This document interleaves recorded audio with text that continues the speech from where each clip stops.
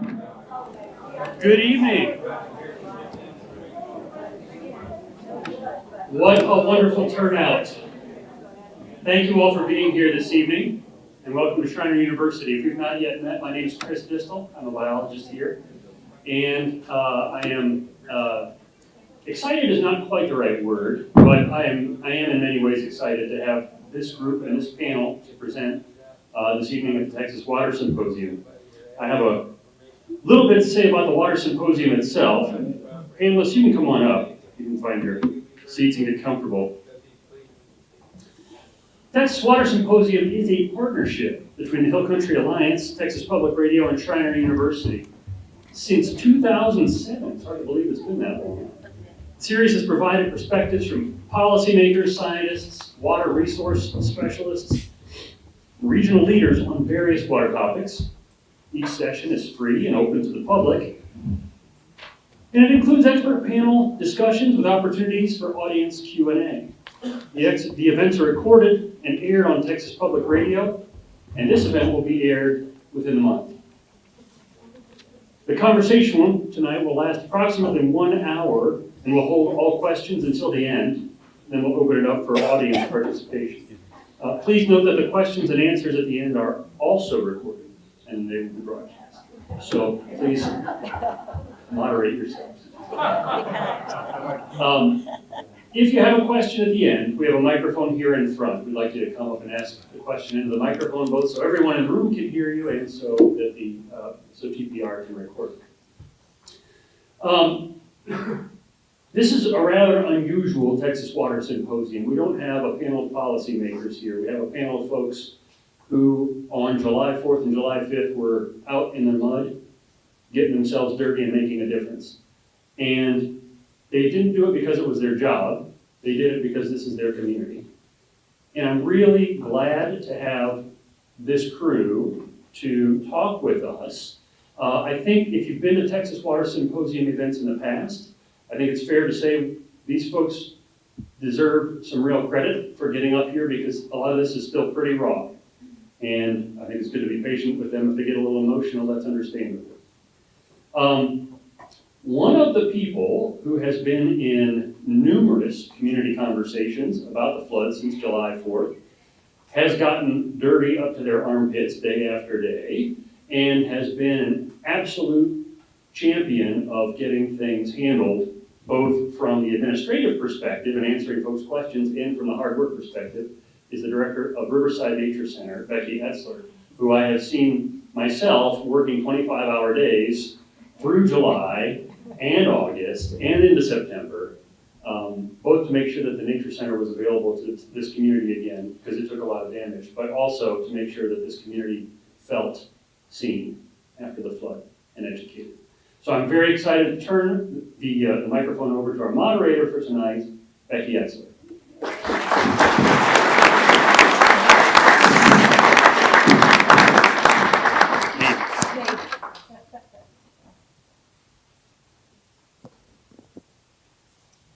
Okay. Yep. Nope. Yes. Now. Yes. Okay. Well, wow, Chris. That was quite an introduction. I appreciate that. Very excited to be here tonight. Chris kind of said everything that I was going to say about this panel. You know, we're coming together tonight. We're almost 4 months out from the July 4th flood event. You know, oftentimes when there's been a big monumental event, you know, you have people come up to you and they say, you know, where were you? You know, what were you doing when XYZ, you know, happened? I believe that this event's going to be etched in our collective memories, if not, you know, for many, many, many years, if not forever. And so that collective memory, though, is going to be for, you know, many different reasons. It's also going to be for many different perspectives. And so tonight, it's rather unique, as Chris had pointed out. We're going to be looking at this event from a grassroots perspective. And being a kind of nature botany nerd, Grassroots, means a lot to me in many different things, and later on in the program, you're gonna kind of get the little pun there. But anyway, so, the panelists, as Chris had mentioned, are not elected officials. They're not, county, municipal, employees. These are folks, many like you, who have come together. They're local people. They're invested in our community, and they've worked hard, diligently, and tirelessly to bring forth a humane and ecological, beneficial solution to this recovery process. So I'm going to introduce our esteemed panel. I'm not going to go into big long biographies or anything like that. I think as we're answering questions, they can give you a little bit more of their background. But just as a brief introduction, we'll just kind of go down the line here. We have Clint Carter. He's with us from the Bandera County River Authority and Groundwater District. He's a watershed ecologist and the field operations manager. Many of you may recognize Jeremy Walther, locally born and raised, business entrepreneur, and community advocate, founder of the Kerrville Urban Trail System. So this is Jeremy. Next we have Bridget Symm. She's a resident of Hunt and a longtime community advocate as well. Her work with the Hunt Preservation Society has been crucial in this aftermath of the flood. Last but not least is Suzanne Davis. She comes to us from Wimberley. She is a Wimberley and Blanco River resident, and she's going to bring us tonight a unique perspective from her own experiences from the Wimberley flood back in 2015. So that 10-year long range perspective. All right, we've met our panelists. Y'all ready? You want to get going? Okay, I do too. So we're going to start with some questions. Chris did mention at the end we'll have a Q&A. So if you've got something dire that you need to remember, put it in the vault, write it down, put a note on your phone or what have you, and we'll get to you at the end. Okay, here we go. So kind of a broad question to start us out. Interested in what the scope of the environmental damage caused by the flood, just specifically on July 4th. If we could kind of, frame that a little bit. I'd like to start with Bridget and get what that looked like, that impact looked like in Hunt. Slide up. That's all the way. Can you hear me? No.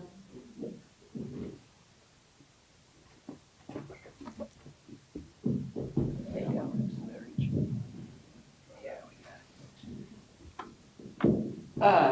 Okay, so y'all can hear me now.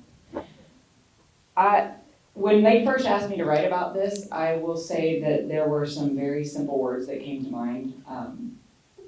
It was violent. It was very unpredictable.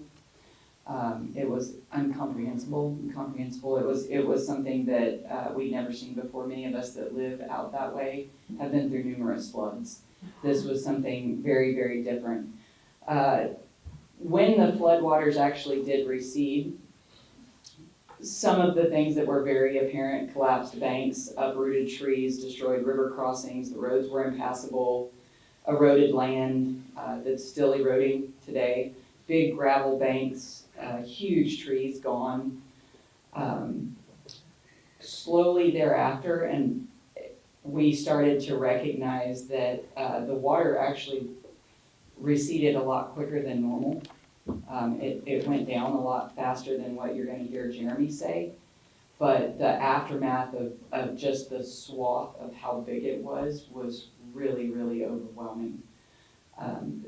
Shortly thereafter, I suppose in a disaster such as this, the overwhelming response of people was the next disaster, which then imploded because it really kept damaging the riverbanks. It kept damaging the environment, not intentionally, but it was just a very big impact of not only nature but humanity at the same time. Yeah, so we're gonna get the Kerrville through Center Point perspective from Jeremy. So we were in Center Point that night of the 3rd. We got maybe 4 inches of rain, about 4 inches. So it was a wet rain event that was not atypical at all. When we woke up in the morning, as the sun was coming up, the creeks hadn't risen. The river had barely risen. There was no indicator that anything was, exceptionally unusual until about 7:30 that morning. On the river, it was just it's difficult to describe. It was a debris field that was floating down the river. And then at that point, the river started rising. And it rose in a way that was surreal is kind of the word that I used, because it was completely out of context with the rain event that we experienced that night, watching that river rise when the creeks weren't rising at all. And it kept going and going and going and going behind that initial debris field. And so we had no idea of what was happening in Hunt. We had no idea that lives were lost, but there was just this sort of mounting realization that something very, very big and very unprecedented was happening, and just sort of slowly unfolding in real time. And then the creeks backflowed.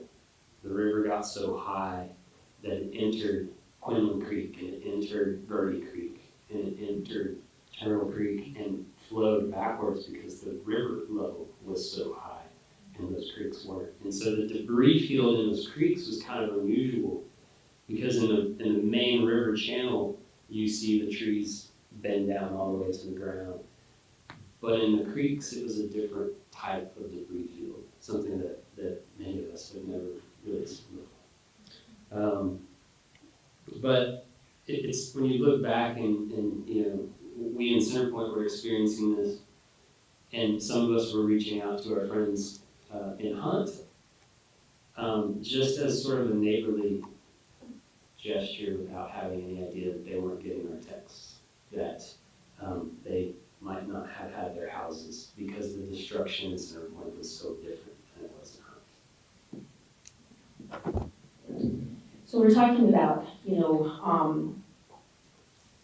the debris, the debris fields and the debris. I mean, so many objects, of so many different sizes, were moved. Billions of rocks were relocated. Millions of plants broken and uprooted. Tons of river sediment were displaced by tons of topsoil, which became new river sediment. At Riverside Nature Center, we saw this firsthand. We had 3 inches of just, muck and river paste, just covering everything. And then huge cypress trunk that was nearly 4 feet wide, that was brought up, up the hillside and landed. So, my question, and I'm gonna address Clint on this, is you've been part of this group that's working towards, a resource that's outlining a new approach to debris management. And so what have you seen, to what extent have you seen owners of flood impacted properties trying to return it to pre-flood status? And then on the other hand, what extent have you seen property owners adopting a new normal? So kind of that dichotomy. Yeah, no, that's a great question, and it's kind of hard to answer because we have such an extensive river reach. So from the South Fork on Hunt, or the South Fork Guadalupe and Hunt, down the main stem to the county line to Comfort is approximately 30 miles. And we're looking at over 1,000 individual property owners within the floodway that were affected in some way or another. But I have seen, in response to this, we've hosted a series of workshops to engage the community and to talk with folks about riparian restoration.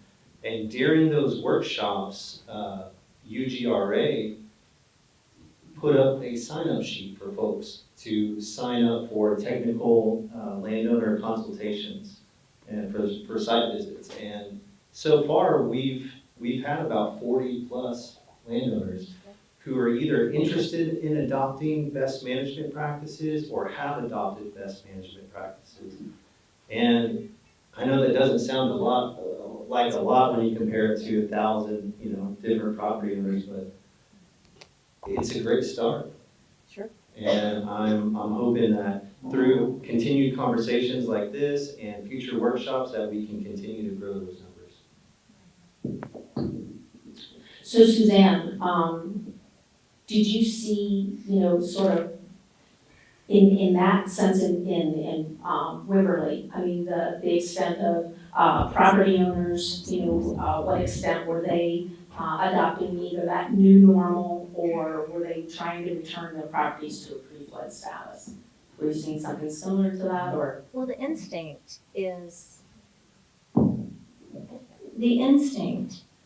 naturally, it's chaotic, you're grieving, it's full of confusion, for a while. In Wimberley, I would say we were in confusion for a good year, like a lot of confusion.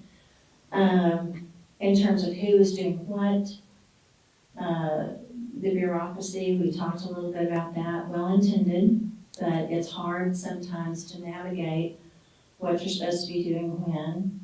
We had people come on our property, you're in shock, and you have people come on the property that they're well-intended, they're from Nebraska. Okay? And you're just like nodding because you're just numb. And again, they're doing the best they know how to do. They're often doing what they've been asked to do. This is not their initiative necessarily. And they cut down things that should have been cut down. So my 10-year perspective, and I'll be interjecting this, it will heal itself. Even the mistakes that were made, it makes it through. Nature is unbelievably remarkable. And that's what I'm supposed to be telling y'all tonight, and it's true. You go through this, and it is traumatic, and you grieve the things that are done that are egregious, unintentionally, often. We didn't have as much gravel, but I do have a reference of a gravel bar, and it's full of sycamore trees and full of plants. You can't even, all the gravel bars that you all are looking at are going to be full of vegetation. Now, it's going to be a new view, and I'll be honest, it took me a while. I remember standing at my kitchen window, and I had made the adjustment to the new view. All my cypress trees were gone. So you all still have your cypress trees.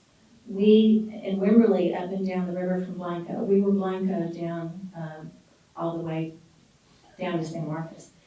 But so you've got your cypress trees, and that's a really, really wonderful blessing because it still looks like Kerrville with your cypress trees. So that's anything else on that? No, I think we're gonna, later on, we'll get a little more intimate with the responses, but yeah.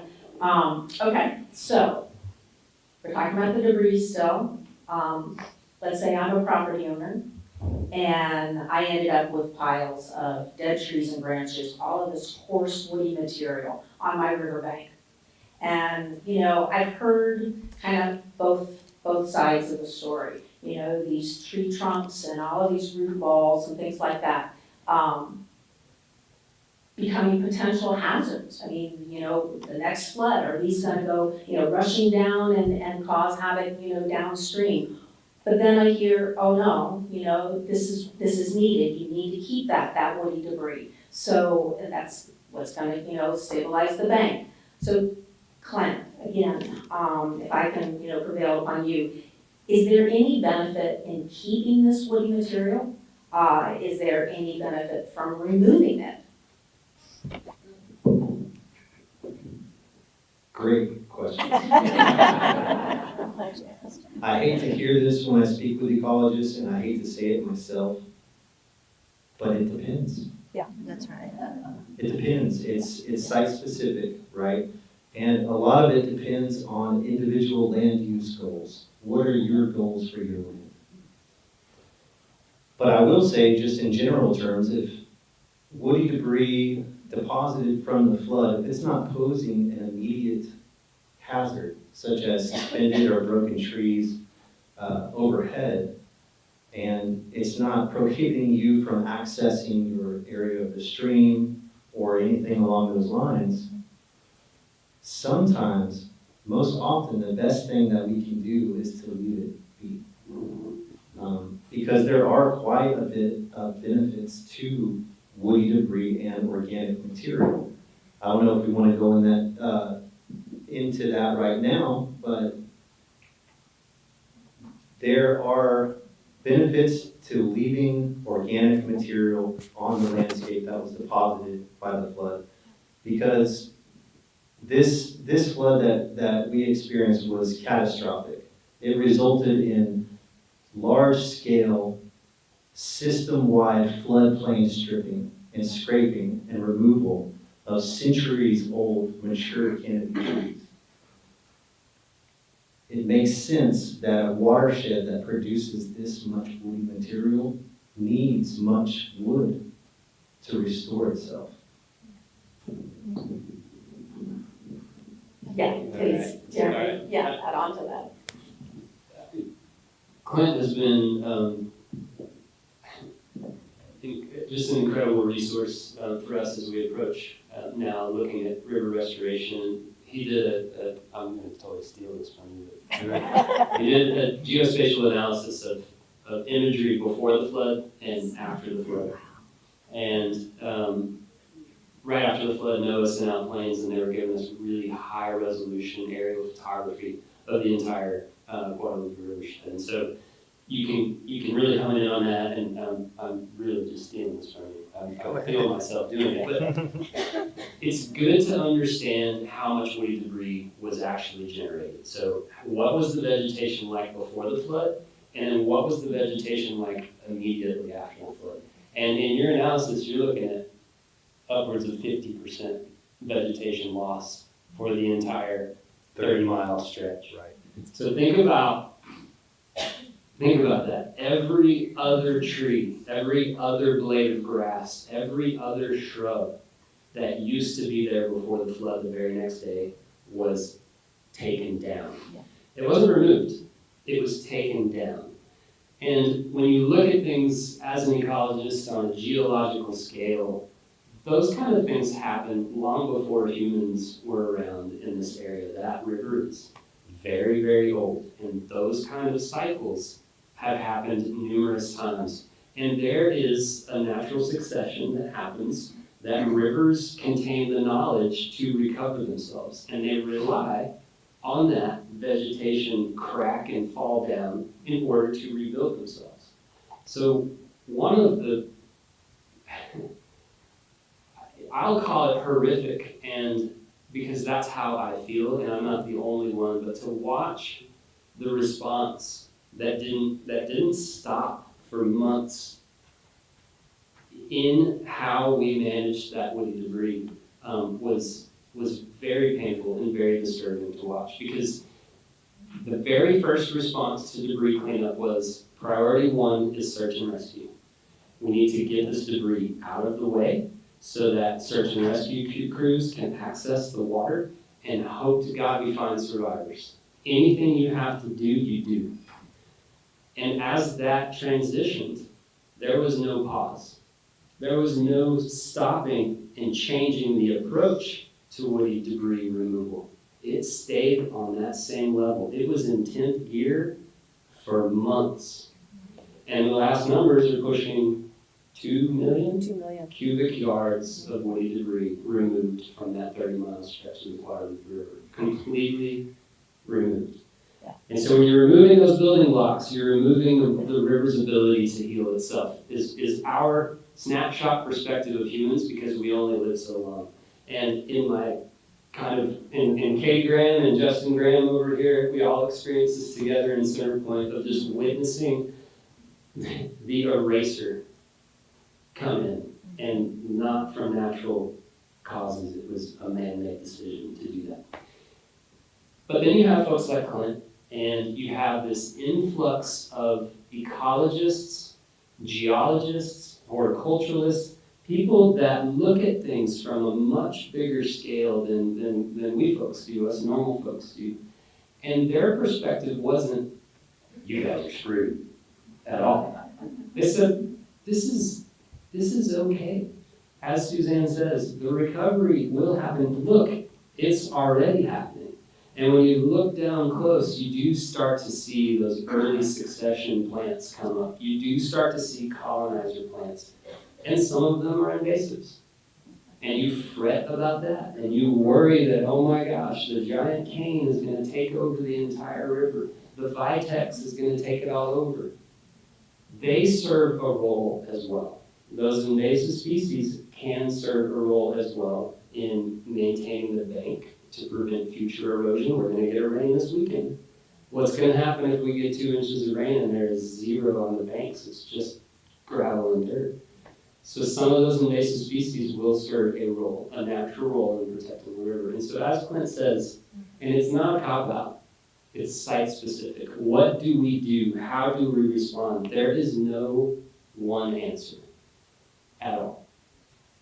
I gotta So add do to you- this real quick. Yeah, I was gonna say, Bridget, let's get the perspective from Han. Well, okay, so they are like exponentially smarter than me, everybody here in regard to all of this type of stuff. But the humanity aspect of this that I think is really important to keep in mind. I mean, Jeremy hit the nail on the head as far as like the immediate response was targeted for a specific purpose, which left out the thought and prioritized what was important at the time. The first time Clint came in to talk to us about the need to do these things and to have some patience, no one was ready to hear that. And to be very honest, in Hunt, no one's ready to hear it right now. It's going to be something they're going to have to reintroduce over and over again. And to that point, it should have been introduced way before the flood numerous times, and people should have heard it and understood it, because what happened was not intentional. Nobody intentionally said, to hell with my river, I don't care. As a matter of fact, when the flood happened, people gained a lot of respect for that water. And they were in awe of what it could do, the power behind nature. And there was a glimpse of time right after that happened that people cared about protecting themselves and their land from this happening again, but there was no education available to them that was going to work at that time. It wasn't the right time. They were not in a headspace to take it, to understand it, and it was just so overwhelming. I mean, the amount of things that not only happened to the land, but that happened to your neighbor. I mean, we were just trying to walk through that together before we could even think about the cypress trees. So, other than just being a vehicle of destruction, honestly. So I think moving forward, hearing the explanation of what is best to do is going to be so important, and hearing it over and over and over again. But the problem is going to be not just the education of it, but one of the things in Hunt is trying to find a balance between what was there and what will be there in 10 years. And what the best thing to do for the land is to regenerate to a certain extent the respect that was the awe that we had right after the flood, to make sure that we build on that and to find a way to restore the land to its best benefit, but also returning what we had. I mean, many landowners, and part of that is, like Clint spoke to, I mean, if this were all public land, it would have been a completely different response. These are private landowners, and it's going to have to be through education and a sense of compassion that we approach these people to do the best thing for the land and themselves. So. Oh, I guess, yeah. So we did leave our wood, and with really, one of the most positive things for me is I got myself attached to people like that. So go to everything you can possibly emotionally and physically go to. You get free seeds, you get free books. And one of the things early on, fortunately, was to leave the wood. Here was the wonderful thing. There was no pressure. There was no, it was education. And you could leave it right at the river's edge. You could leave it 15 in, which is what we did, we chose to do, which for us was a really excellent choice because we had a lot of vegetation come back. The other thing I learned is that the sediment collection, you've got to have something there for the sediment when it does rain and you have a little bit of rise in the river. This is a really healthy thing that happens. And because our river, the Blanco, widened, and the effect of that is a warm river. We had a cold, sort of a chilly river before, and we have this wide river now, and which is not healthy. So we're gradually seeing the building back of our banks, which is a very, very good thing for us because we get a chilly river again, and it's also excellent for the river itself. So I do encourage you to pick out. And another thing that came up early on was how do we get into the river? If we leave all this stuff by the river, how do we get in it? Well, I got one grandchild on one side, one grandchild on the other, and I said the river can have the rest. And those were my steps, about 12 feet. I learned I really didn't need the whole riverbank. We weren't using the whole riverbank. And so, it was time for me to share back with the river what really belonged to the river in the first place. And then we had our little space, we picked it, we got in and out, and 10 years later, it's good, it's good. And we have all sorts of plants coming back, cypress trees, etc. So, Jeremy, did you? Oh, no, You got a I'll lot keep to going. say. Okay, so, a lot of different responses. We're seeing, Hunt is in a very, very fragile state at this point. Kerrville's looking a little more, progressive. They're wanting to move, a little faster, perhaps. Center Point is, working with the Lions Park right now and trying to, redesign their community park. So we're seeing different processes along the same river corridor. And I don't think that comes as a surprise, to anybody. Clint, kind of coming back to you though, and Jeremy was, talking about your analysis and the vegetation. Are we seeing, and I think we probably know the answer, but if you could describe it to us, with your analysis of the loss of vegetation along that 30 mile, I mean, it can't be even. Are we seeing it, in pockets, or share with us Okay, yeah, your analysis. No, that's wonderful. So the destruction was widespread, right? So I would say system-wide floodplain stripping and scraping. But we certainly see pockets throughout the river corridor that's experienced much more destruction. And so when you look at the vegetation loss analysis that actually quantifies the loss of what was there, you don't even need those numbers. You can just look at the high resolution imagery from that flyover that Jeremy was talking about.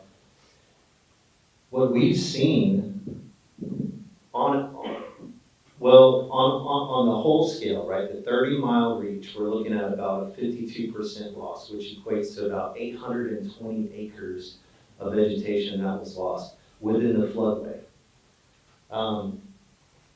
But when you start zooming in, downstream of large structures and impoundments, we see upwards of 90% canopy cover loss. And we're looking at what's known as macro turbulent bed scour, where that energy is increased as it's falling down that elevation difference from those impoundments, and it's completely wiping away everything that was downstream of that location.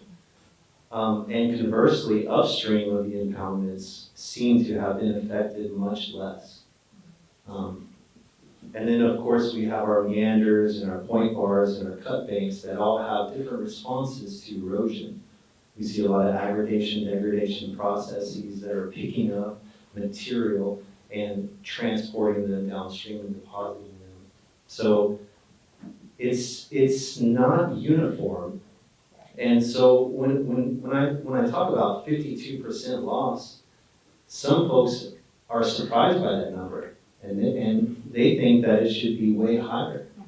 And I agree, because we've all seen the river channel, and as we drive over our bridges here in Kerrville, it looks like a lot more, and in pockets it is a lot more. And I think Hunt definitely got it the worst, where we didn't need macro turbulent bed scour from impoundments. We just saw full floodplain stripping resulting in 95% canopy cover loss just on the South Fork Guadalupe. So the vegetation loss that you're seeing and are describing, is that purely floodwater damage, or is that a combination of cleanup process as well as the flood? I think primarily it's going to be damage from the floodwater. Okay. But it's hard to differentiate what was caused by the flood and the scour and all of the erosion versus what was caused by machinery. Because the high resolution imagery that the analysis uses was taken 2 weeks after the flood.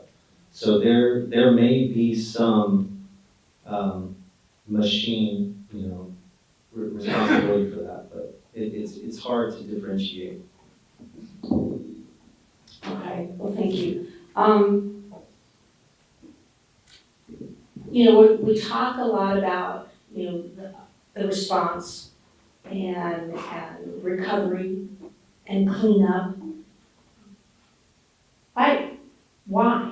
Why should we even care about this? Why are we all, saying that, we need to do this now? When, we're also hearing, if you talk to ecologists and stuff, Suzanne said it, earlier, nature heals itself. I mean, in time, if we were patient, and it would take care of itself. As humans, we're not good at that. We're not patient. We want everything done yesterday. And so kind of in that response, why the push? Why this immediate and gut need to restore the river? That's a great question. Go ahead, Jeremy. Okay, I think, at the day of, so many of us had this kind of tribal, primal need to help our neighbors, but we had no clear idea of how that should be done or how it even could be done. We were told to stay away.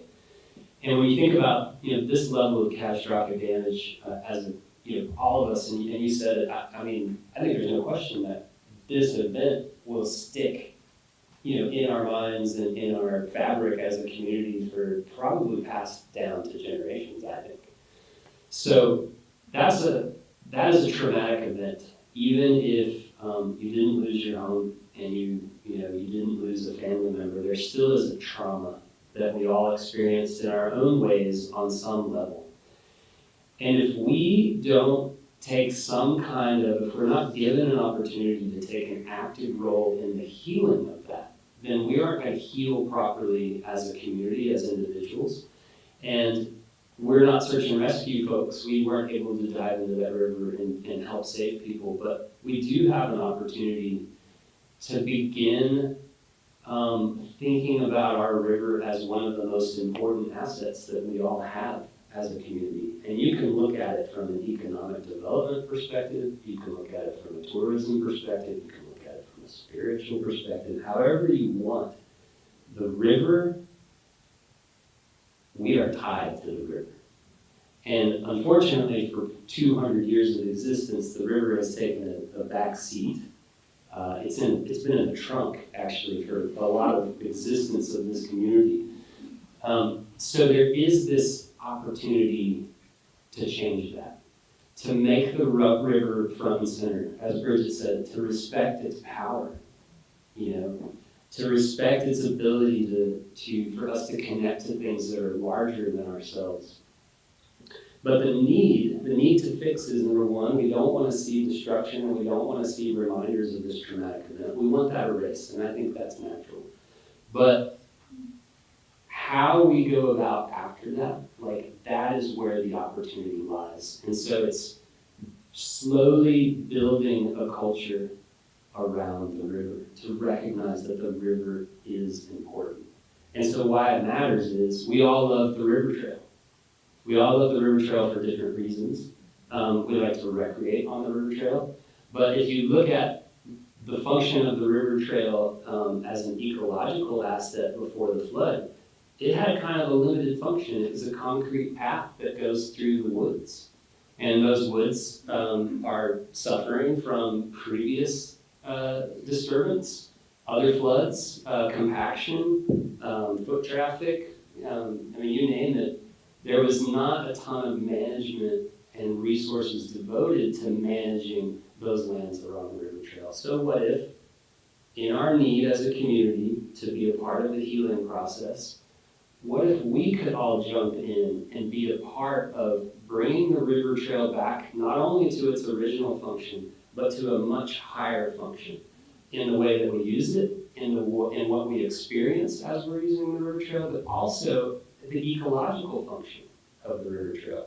If we add a higher biodiversity of plants that extends what was there before the flood, we are improving that river trail. We're improving the function. If we think about the way that rain and water flows after a rain event and what it's picking up and what it's doing to the river, that river trail is a corridor that allows us access to think about that. Slow down that flow, help it penetrate, help it get into the groundwater, help filter all of that runoff, and protect the most important asset that we have. I'll speak to that a little bit too, and I think in a much simpler way is the flood was a complete loss of control for us. We had no control over what was happening. We had no control over the response efforts. So a part of, I feel like, people's need to clean up things is control of their environment and being able to make decisions on what happens on their own land. And those are things that in the aftermath for us in Hunt, it was extremely overwhelming. I know I see people's faces out there that were with me at the Hunt Volunteer Fire Department after, and I'm talking, July 5th.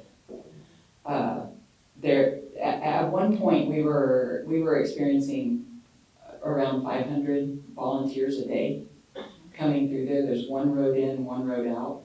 We didn't know these people. There were over 10 food trucks at one time in Hunt. There's ever only been maybe 2 places to eat there for years. And it's all scripted. This disaster response thing is all scripted, and there are people that make a living doing this, that they know what's fixing to happen. They know how this thing plays out. We had no idea. And so our desire, I think a lot of people's desire coming out of this to have some sort of control of their environment and what's happening, but I think the disconnect is the lack of education on what to do with it. And so that's where people like Jeremy and Clint are so beneficial, because they can help us to understand how to best control it without being damaging. And again, I was really, really lucky. Wimberley was really lucky, and I think you all are too, by having this group begin to organize and give you vision for the future, because that was what helped me. I remember sitting in my yard and, just melting, just crying many times at the loss. But then when I go and get that little seed packet that they would give me, I go back to my land, to my little property, and it was all St. Augustine, because that's what I bought. I even called Texas A&M and asked them if I should dig it all up, which was really stupid, but they said, of course not, But I was able to spread that seed along the riverbank, among the wood that we had chosen to leave, the amount that we chose to leave. And then I got to watch it. And then I learned about bushy bluestem and all the different plants and how they're going to wrap around the roots of my new little cypress trees that I saw 2 or 3 years later. It takes a little bit for the cypress trees. But that was therapeutic for me. That was really helpful to me to be able to be a part of that, because I think instinctively we want to be a part of healing. We want to be a part of healing our neighbors. We want to be a part of healing. It gave me energy to be able to participate. And it was small, but our whole little neighborhood is now riparian. We have riparian, and it's all different. Some people have a lot of St. Augustine land, which is fine, but we all have about 10 or 12 feet, and that was not existent. So we have an opportunity to change that riverbank, and it's different. It's way different throughout Wimberley, actually, and the attitude toward it. So, taking control and having some control over a situation that seems to be, really out of hand, played a big part in our initial response. And I think we saw a group of people getting together, Hill Country Alliance, Clint and the Bandera River Authority, UGRA, Jeremy, Riverside Nature Center. I mean, it was just Schreiner University, just a whole community organizing, and realized immediately we need to get information out to these landowners. So, some of you were joined us with 3 kind of pop-up workshops that were immediate and had what is the beginning of September, I think. We were rolling out. It was after school started. Yeah. The first one we had was. Yeah, the first one, but, Yeah. had it in Hunt, had it in, in Center Point, and then in Kerrville, proper itself as well. And just getting information, real quick information, rough and dirty information about, what do you do with the woody debris and things like that. So, these landowners had something, and I think Suzanne, she's talking about, seeds being given out and resources and things like that. We weren't there yet, not at that point. Right. But we are now. And so, workshops have been, put together, and we're going to be, talking about, we were talking about diversity of plants and what to do with our property. And I think people are now able to kind of read a little bit, maybe, and take in that information. Bridget said again, you have to hear these things time and time and time again. So here we are tonight talking about, again, time and time and time. And so the more you hear it, the more it sinks in.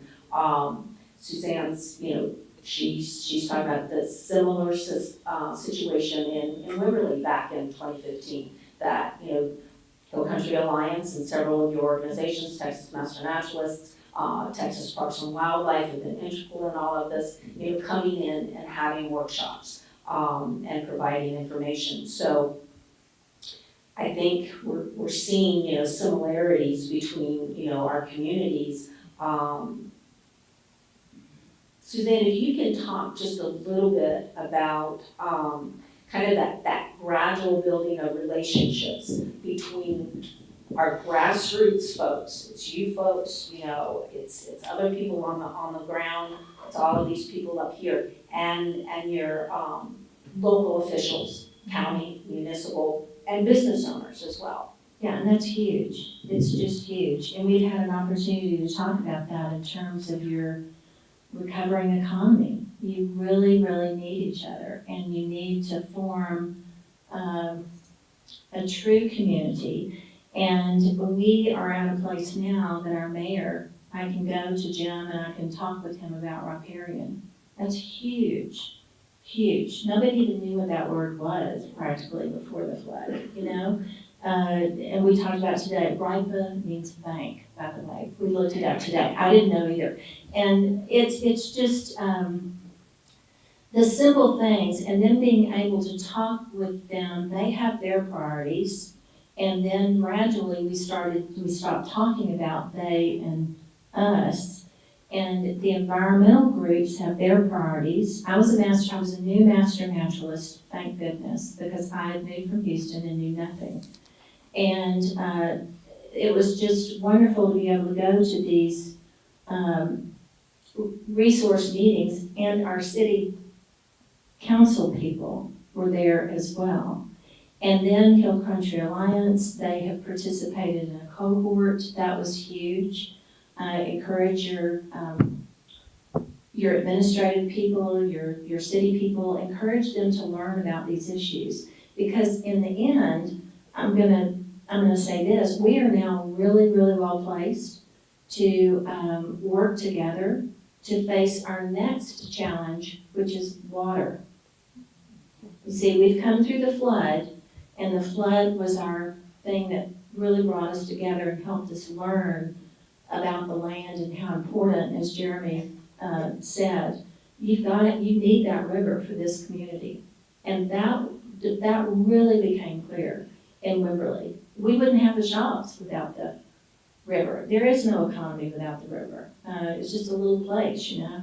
And I think that the dawning of that for both the environmental groups and the city administrators both have goals, and being able to begin to make those goals go in the same direction and honor each other's priorities and to begin to work together to help each other meet each other's needs. Am I saying that in a way that makes sense? And we're there. It's not perfect.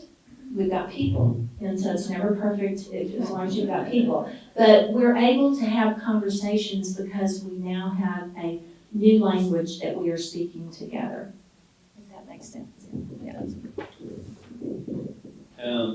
I think it was August, Central Provisions in Centerpoint had a program called Coffee and Kayak. Coffee and Kayak and Coffee. Is that the word? And this was before the flood. It was just inviting people to come down on a Saturday morning and meet at Lions Park or meet at Monkey Island. Bring a kayak, and if you don't have a kayak, we have a kayak rental store here in Kerrville because we're a river town. Damn it. That's great. Come hang out. Let's go be on the river together, and then let's go have some coffee. And so it's just a social event around the river. And Katie was like, we need to restart that. We need to restart that right now. And the response that she was getting from some people was, it's too soon. We shouldn't be on the river. We shouldn't be celebrating the river right now. But a lot of us needed to be on the river. It wasn't a celebration. It was just reconnecting. And it is, to this day, it is still a very powerful experience to be on the river right now, especially in areas that you might have had some familiarity with before the flood. You see roads that you didn't realize were that close. You hear the car tires, and you're like, there's a road right there. That's insane. But it allows you, number one, to understand how close the river is to all of us. Like, physically, it cuts through town. But when Katie and Beth at Central Provisions relaunched Kayak and Coffee after the flood, they invited Clint. You did the first one, right? Yeah. They invited Clint and said, hey, we have this aquatic ecologist. Let's experience the river together, but hang out with this guy that can speak to us about what he's seeing. And Clint was just phenomenal at finding little things to celebrate that day. We'd be floating down the river, and he would stop and say, this is something to celebrate. Look at this. And at the end of that day, there was almost this, it was this little community of people that had never really hung out together necessarily, but we were all hanging out together for one reason. The one thing that brought us together was the river. And that was something to celebrate that day. And there's been 2 or 3 since then, and each time a different ecologist has led it. Ryan McGillicuddy from Parks and Wildlife Inland Fisheries Division led the second one. And that guy, he lives in San Marcos. He's amazing. He works statewide, That's great. but to have somebody of that talent and that knowledge and that experience in Kerrville and sharing that and really utilizing his experience and resources to help us, we gotta milk that guy. We gotta milk all of those people that are in town. The Texas Forest Service, Parks and Wildlife, that's opportunity. And so we get a chance to hang out around on the river and find those things to celebrate. And then the third one was recently Travis Linscomb at UGRA. Does anybody know Travis? Does anybody? You do, because you were probably on the river. Travis, his entire job every day is to go to the 40-something monitoring sites that UGRA quietly takes care of, and he goes into the water and he makes sure that that water quality is what it needs to be. He's monitoring the water, right? So like, he's a very quiet guy, you know, but he's really smart and he really knows his stuff. And so how powerful to be on a kayak trip with Travis Linscomb from UGRA and have people say, I wouldn't be here today if this event wasn't being organized. And that's just such a small gesture that a business, this is a business, decided to do, to say, look, we want to celebrate the river, we want to build community around the river, let's just invite people to come and hang out with us on the river and have coffee and kayaks. And in that, people got to connect to these extraordinary people that teach them something and give them a perspective of the river that they might not have ever had before. And what we're starting to see in that one little example is more and more programs like that. As we look for more channels, as we develop more channels to heal as a community and to be physically a part of that rebuilding and restoration, and that's exciting. It's hopeful. It's, I don't know, it's goosebumpy. You know what I mean? And so, you know, and we have, I mean, there's lists of programs that are coming up and that are in development that otherwise probably wouldn't have happened if it wasn't for the flood. And do we want to have Clint talk about maybe some of those? I know you were working on, you know, we look at, you know, our river steward organization, our trusted organization is UGRA. They've been around for a very long time. They do very quiet work in making sure that the river is functioning the way that it should.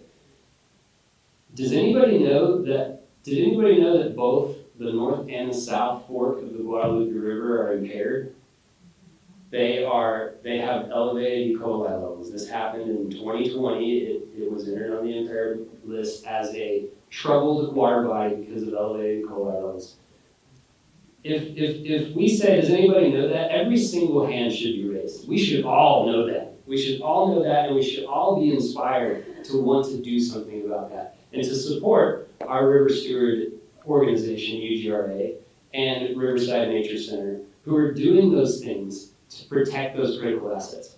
And so we think of, well, what does UGRA need? What does RNC need? And what can we, just citizens who care, how can we help your programs and really enhance the things that you're already doing? And that is a direction that many more of us than just at this table are moving forward together as a community. And it's exciting times. Well, thank you for the plug, Jeremy. No, it is very exciting times and the opportunities. Were you gonna expand on some of the programs? Well, Sorry. yeah, so just speaking to some of the programs, looking at volunteer monitoring, we all have this need to try to want, you know, to be involved in some way, right? To help with the restoration and to be a part of what's going on. And so in response to that, we've developed some new programs, one of which is a community photo monitoring program.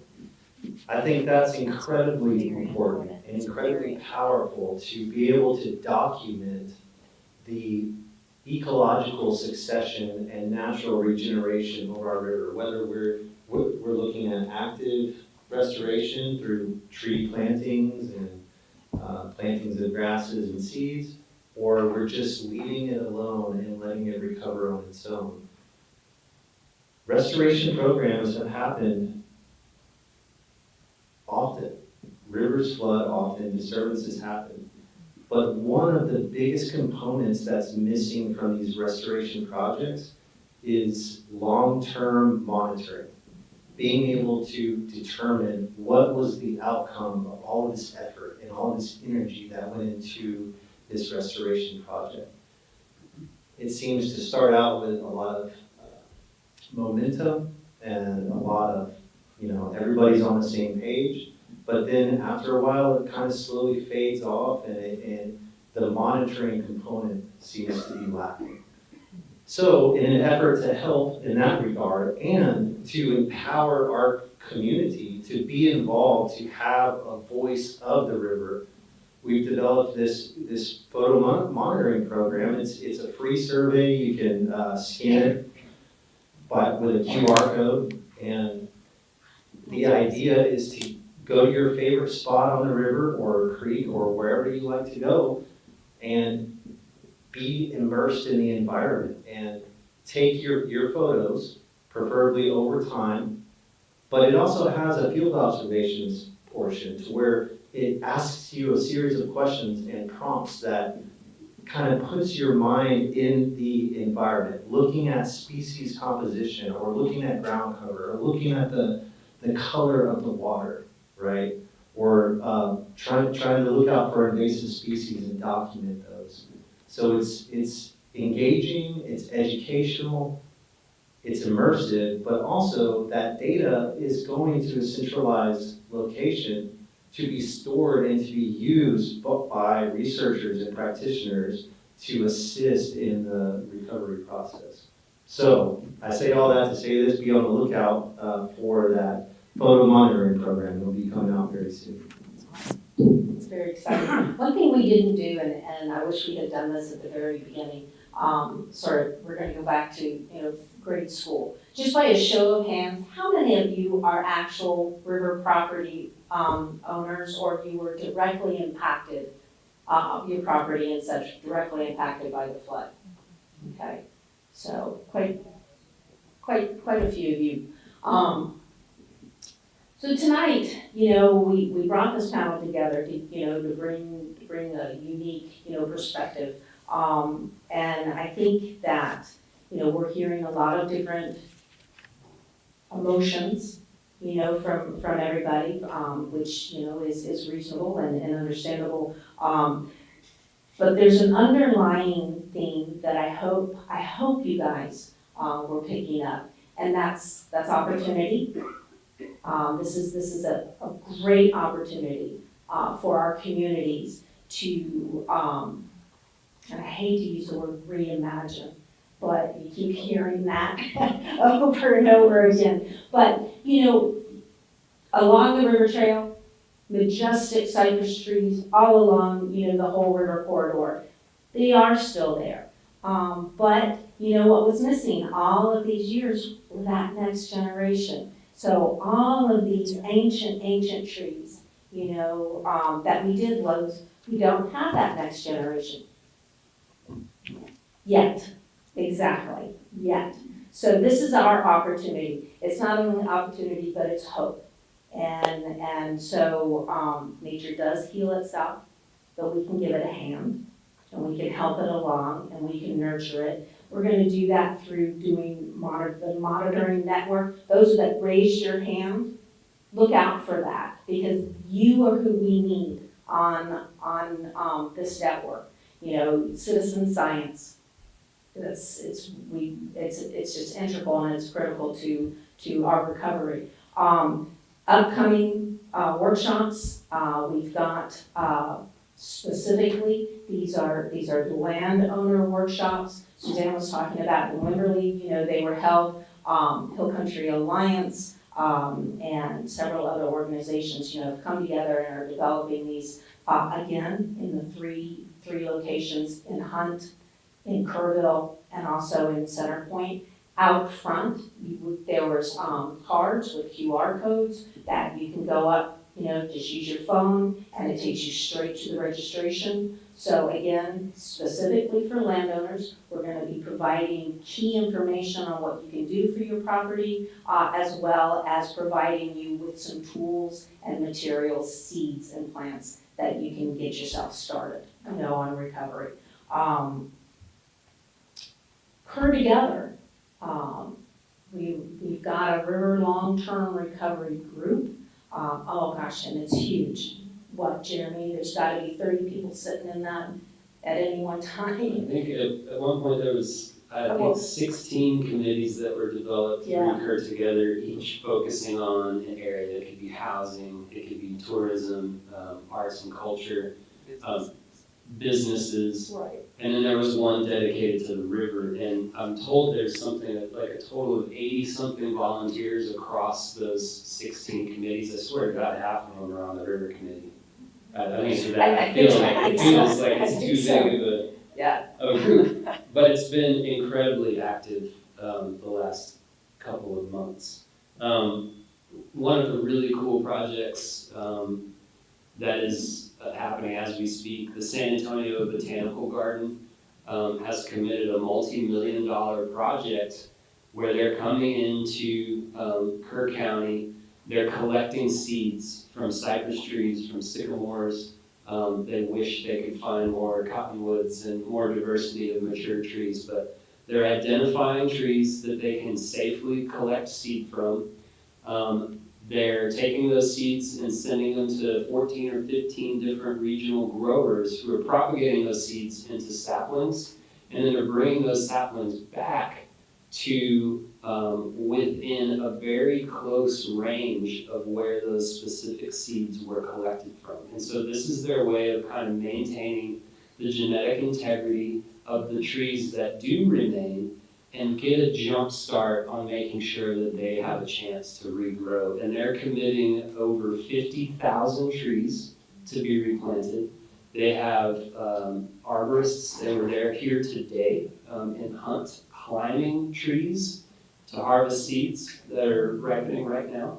And they have a project manager and a dedicated monitoring team that once those saplings, those 50,000 saplings are planted, they will come and monitor them to make sure that they're doing everything they can to increase the survivability rate of those trees. That is an outside group. That is San Antonio Botanical Garden that really probably doesn't, I'm not sure if there's a return on that investment or not, but that is how important they felt. Yeah. That organization felt they could do something and something needed to be done. And that's just one of many examples of not just local groups, but outside groups that really recognize the need and want to help. And they're involved in that river committee. It's good to have that kind of centralized communication source, really, so that group knows what Trees for Texas is doing, which is another group from Houston, which is committing to plant over 200 trees in Louise Hayes Park alone. And these are big trees, and they're committed to buying those trees from local growers first, which is pretty much just Mosty Brothers Nursery is one of the only local tree growers in the county. So they're giving that business, Mosty Brothers Nursery, the business, which landscapers aren't doing a lot of work right now. That's business is kind of struggling right now. The trades can be struggling right now in Kerrville and Kerr County until rebuilding really starts to launch again.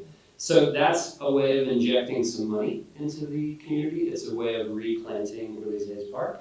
And it gives people an opportunity to be involved in that as well, either through financial donations or figuring out how we can volunteer to help those guys help us. So I just want to bring to your attention, if you saw out front, some information, Healing in the Hill Country, a guide to flood recovery. This is a brand new, hot off the press brochure. Hill Country Alliance, Steve Nelly and Kevin Wessels. Kevin's here this evening somewhere, yes, authored this. You get a chance, grab one of those. There's also Kerr Together River Working Group, Katie and several other people have put this together. Some, just real hard and fast information on what you can do to help recover, your private property. We've talked at you long enough, and so I think we need to open this up to some questions. And Marissa, we've got got 10, 20 minutes for questions. So, if you've got a question, come on up to the mic. This is your chance. You've got some folks here that can. Brian, I'm not surprised. I'm not surprised. That's great. Thank you. Okay, Brian Hummel, I have a quick question. Jeremy talked about slowing down the flow and helping the water infiltrate. And then we had Suzanne saying water was their next challenge. So I'd like to reiterate a point that surface water runoff leads to flooding, and infiltration leads to groundwater and replenishing the springs that are the economic engines of these communities. So could any of you talk about ways that we can slow spread, sink, soak, and store water into the uplands and help replenish the spring flow, which are so valuable to our communities? Thank you. Clint, do you want to grab that? Sure. Okay. So I won't be able to speak to the uplands as much, but you bring up a great point, and I'm glad that you asked that question and said what you said. So slowing down runoff water is key, and we cannot do that without functioning riparian areas. Riparian areas, we're all familiar with what that is, but specifically it's these ecologically significant zones where soil, water, and vegetation come together and work together to promote water quality and enhance long-term water availability, reduce erosion, and all of those great things. But we don't see that function if we don't have a robust community of diverse riparian plants.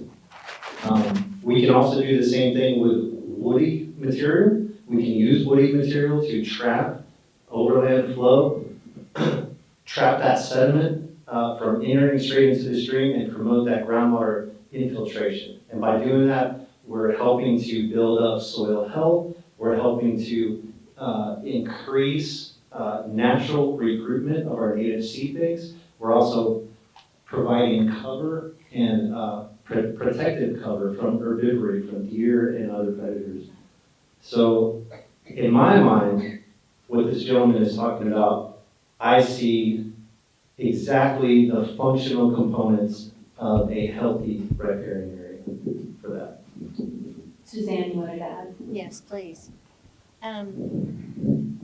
So this actually excites me a lot because one of the things we now have let's assume that we all have our riparian. We're still working on that. It's still 10 years later, but it's really healthy. It's the riparian areas are growing.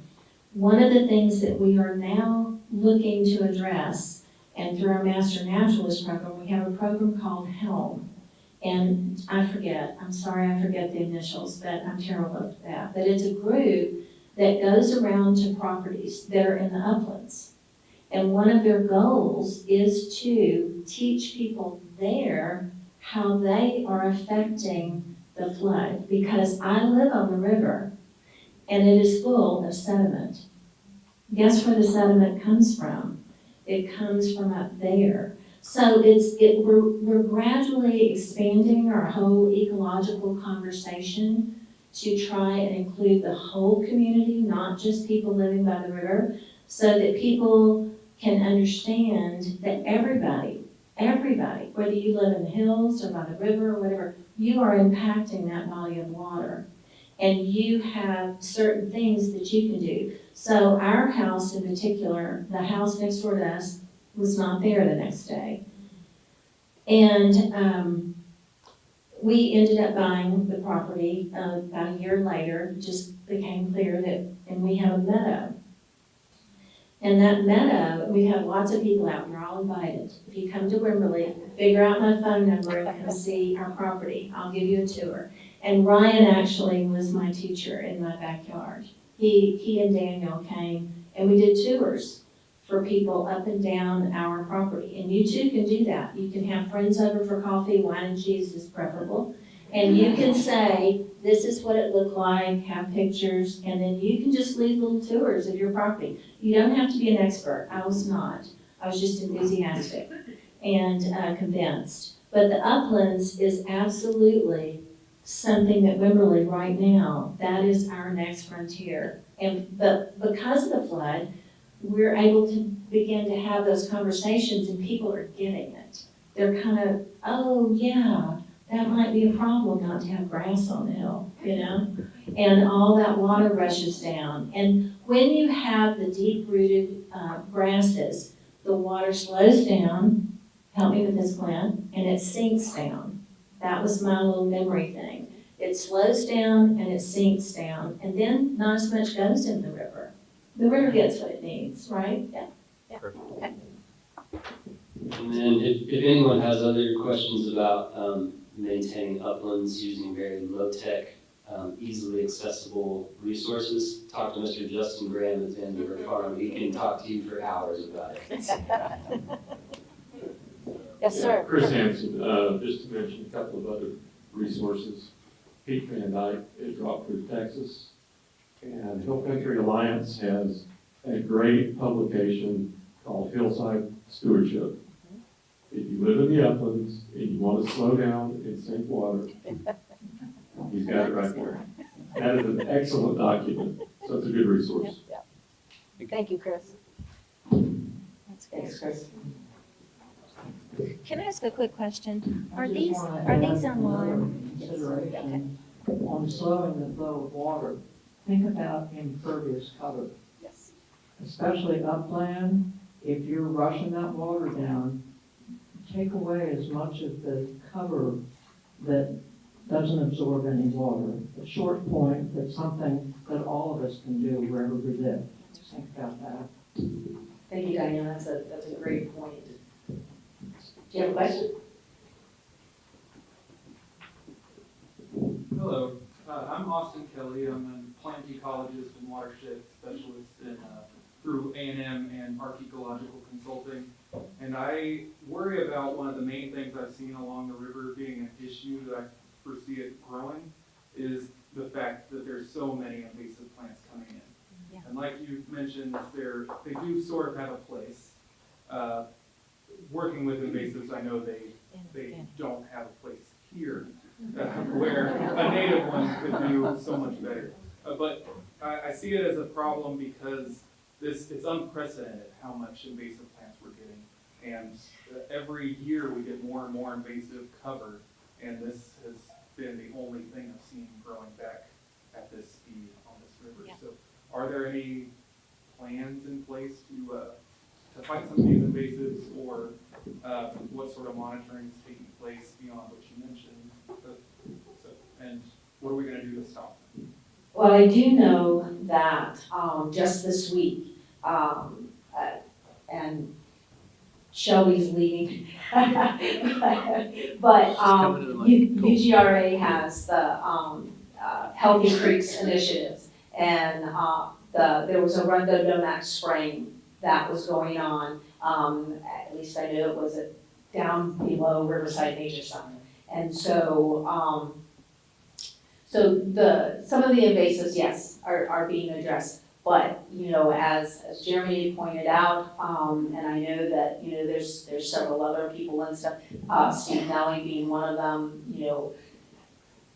it's a fine line, young man. It's a fine line as to, if we need to get plants, stabilizing those banks now, and if that's already growing, we can plant beyond it, around it, and then pluck out as these are starting to come in. So, I mean, I hate to be the person to say, oh, if you've got, some of this growing, that you're gonna come in and take everything out.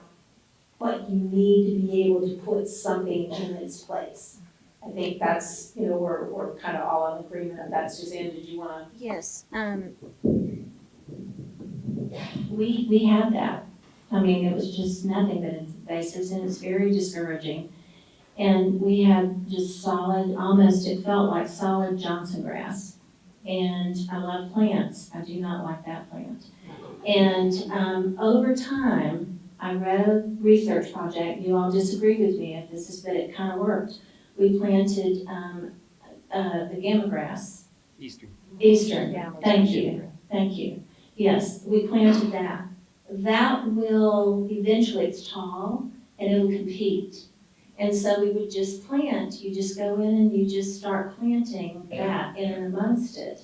And then when it rains, because it's tough to get out otherwise, you can go out and just pluck it out around that gamma grass. The gamma grass throws out these seeds that are absolutely phenomenal. And eventually, the Johnson grass just we don't have any Johnson grass along the river. I still have little bits here and there. It's been 10 years. So when I'm talking, you all need to understand, this didn't happen in 4 months. What I'm telling you is over time. And I would say it was 2-3 years before I really took a breath. And that's not really true. That's not true. I took a lot of breaths before then. But it was 2 or 3 years before it was not on my mind a lot. And we were not really, I don't know, it's shifted about 2 to 3 years. But it was good all along the way because we had a lot of help. Yeah. But there are invasives, but you can control them, but you have to pay attention. Janelle? Yeah. My question is, the Hill Country Alliance looking backwards as to what was done, like Bridget talked about, being invaded by all these people, and Jeremy talking about these trucks going back and forth and feeling out of control over your property. And who made all these decisions to do these things? And I just wondered if there's a committee that's looking backwards for the next time. That's an excellent question. Yes, the answer is yes. So it's important to understand that the resources that just came pouring into the county after this flood were coming from far and wide. And it was mostly driven by the Texas Division of Emergency Management. That was, we're told, basically planning on reimbursement funding from FEMA. And so the county and the city and landowners, nobody has that equipment, nobody has that budget, nobody has, the ability to lift 60-foot trunks, and move them out of harm's way, or 12-foot root balls. And so it was received as thank you for that help. We like this help, but we didn't know what we didn't know when the state showed up, and all of those out-of-state contractors that do this for a living came from Florida. You saw those license plates from all kinds of states. They're very efficient. They're very, very good at what they do, but their job is one thing, and that's to clean up. So how do we prepare for the next flood? How do we get in front of the Division of Emergency Management and tell them, hey guys, there's more than one way to do this. We might want to consider better approaches. And so with all of those great resources that are in town, the Texas Forest Service, Parks and Wildlife, and then those existing resources that have been here for a very long time, like the Hill Country Alliance, there is an effort to begin exploring what is the best way for TDM to change its policy. So when the next flood does happen, not only in Kerrville, but anywhere in the state, maybe there's a little bit different approach that does occur. And that is definitely on the radar and definitely something where time and energy is going into. That's a great question. Good. I think I'll add a little bit to that because it's something that Susan brought up earlier, is the other thing that there was allowances made by the county to allow those things to happen because of lack of education and uncooperative behavior. So I think that is another thing that has to happen. County officials have to get on board and understand the importance to everyone, the private property owners and the public lands, and they have to understand how important it is to their economic development as well as just the overall success of our area.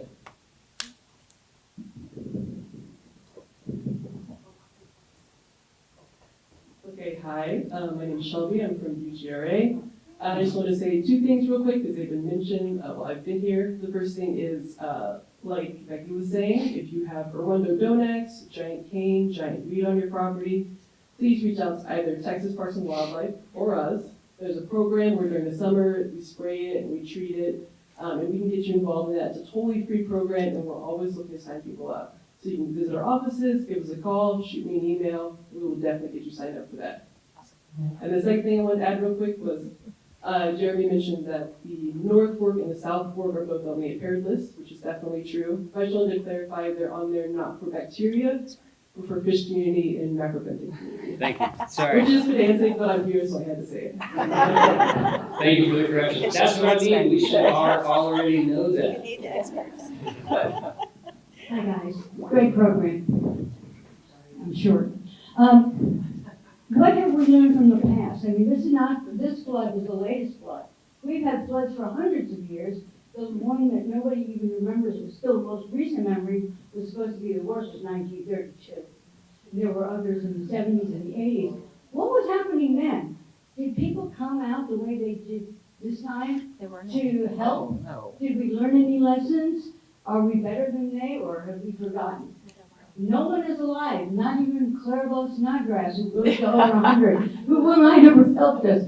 You know, I'm just asking, and I love what's happening. I think this is incredible, but I still wonder, are we learning anything from the past? Are there lessons from the past that we could be learning that we haven't talked about, or we are better than they are? I just want to know the history of it all. Well, our property, Wimberley, in 1929, my house was built to the flood of 1929, and it was not in the floodplain when it was built in the 60s. It is now in the floodplain. There were no houses. The river could do whatever it wanted to do and enjoy all the space because my house wasn't there to flow through. And so that's a huge change in population, and that affects things. And people, we really are relatively young at all of this. It's happening more often, and we're having to adjust. That's why we're here, having this conversation, is trying to figure out some of the things that, and it's a great question. But I know in Wimberley, there just weren't people there. There were ranches and there were not houses, as many as there are now. The other thing is that people built little houses where they could go spend the night in a screen porch. They lived up the hill. They didn't live on the river. We're out of town. Just saying. Okay.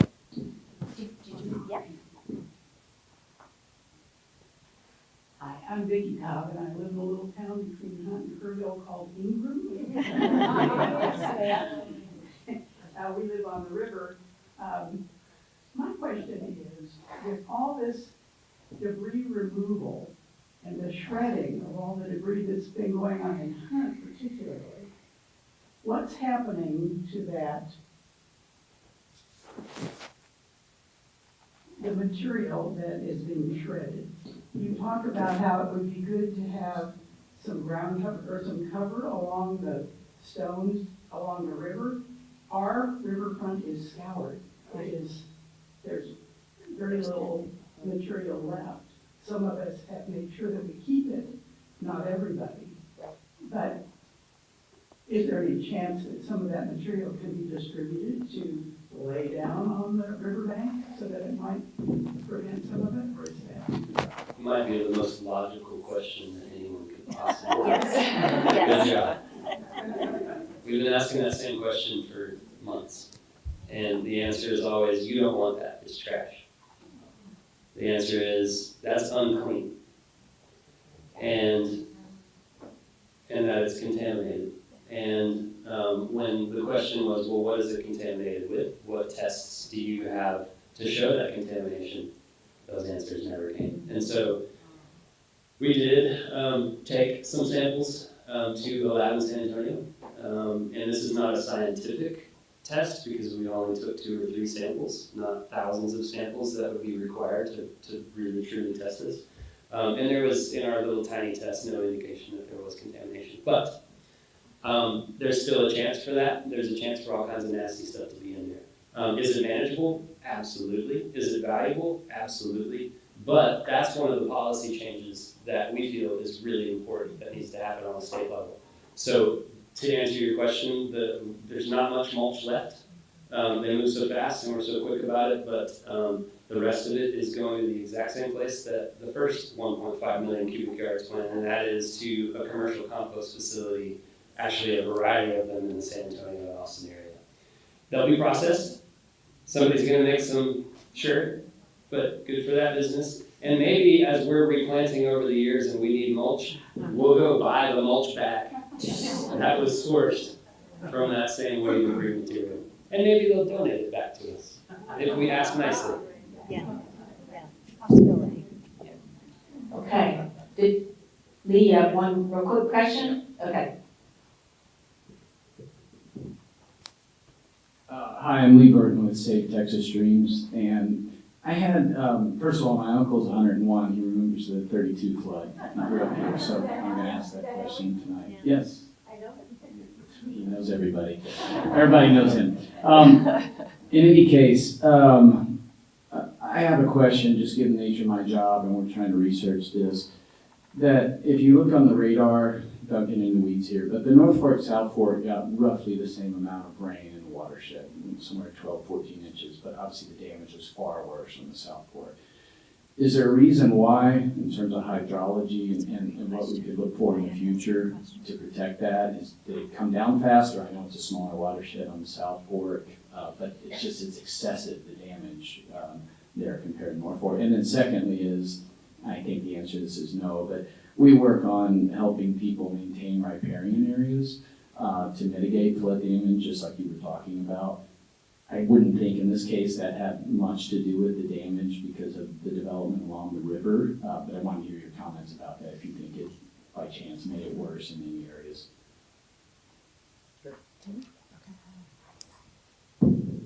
I wish I could speak more to the difference in flooding that occurred on the North and South Fork. Since my involvement with this, it was obvious that the South Fork received so much more damage. And honestly, that's where my head's been. I'm not sure exactly how much rain fell in each one of those headwater watersheds, but I do know that quite a bit of rain fell on the South Fork, and it's got a largely confined valley. I would imagine it would be similar on the North Fork, but I don't have that information right now. Maybe Shelby from UGRA could talk to that a little bit on the North Fork differences. But then, and in your second question about the riparian, can you repeat that question? Well, it was the kind of development, I hate to call it urbanization, it's still very rural out there, but in terms of impervious cover or, some areas that have, St. Augustine or whatever, did that, in your estimation, contribute at all to the damage or not really in this case? I think any time that we alter the natural state of our watershed, whether we're in our riparian area or in the uplands, we're going to have some influence over the way the water sheds from the landscape. It's going to affect the hydrologic regime in some way or another. And we are in a headwater style hill country watershed, but we have low development, but we still have significant development. And in my opinion, yes, it would absolutely affect the hydrologic regime and the stream's response to heavy rainfall events. Yeah, you can see example on Ingram Dam, like just above it, there's not that much damage, but right below it, it just got destroyed. Yeah, so, thank you very much. Thanks. Well, I think we're gonna wrap it up, folks. And so, I hope we answered some of your questions. I hope, you gained some insight and you're gonna walk away tonight knowing, after hearing Suzanne, there's hope. 10 years down the road, Wimberley, looks great. But remember this, it's gonna be a different view. It's gonna look different. Yes. But that new normal is just on the horizon, and we're gonna get there, and we're gonna get there together. So I thank you for coming with us tonight, and like I said, go out there, QR code, if you join us in our next workshops for recovery for the private landowners. All right, thank you very much.